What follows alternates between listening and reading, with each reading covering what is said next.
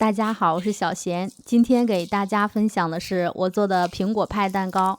这款蛋糕做起来非常简单，无油低糖，微甜不腻，特别适合冬季的下午茶。喜欢的朋友一起来做吧。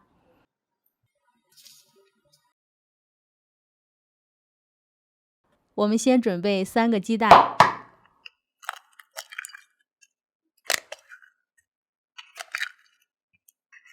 再加入10克细砂糖、1克盐，把它们搅拌均匀。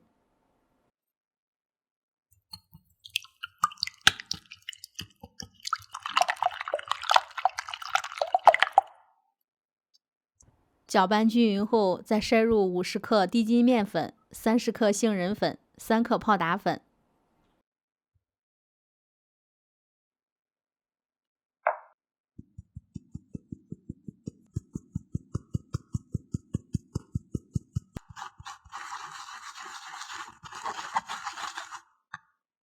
搅拌成糊状，看不到干面粉就可以了。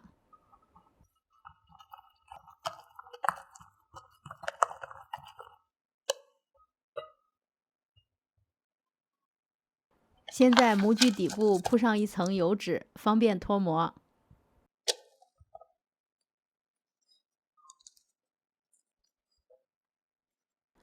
蛋糕糊倒入模具后，我们再准备一个大约300克左右的苹果，削皮再切成薄片。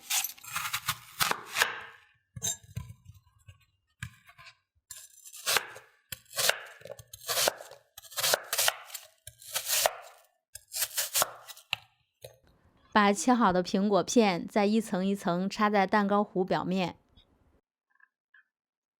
全部完成后，放入预热好的烤箱，中下层上下火170度烘烤45分钟。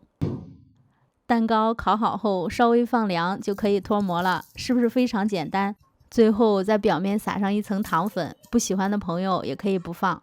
松软的蛋糕再搭配酸甜可口的苹果，非常美味。喜欢的朋友一定要试一下。如果您喜欢我的视频，请帮忙点赞、评论、转发，别忘了订阅我的频道。我是小贤，我们下期见。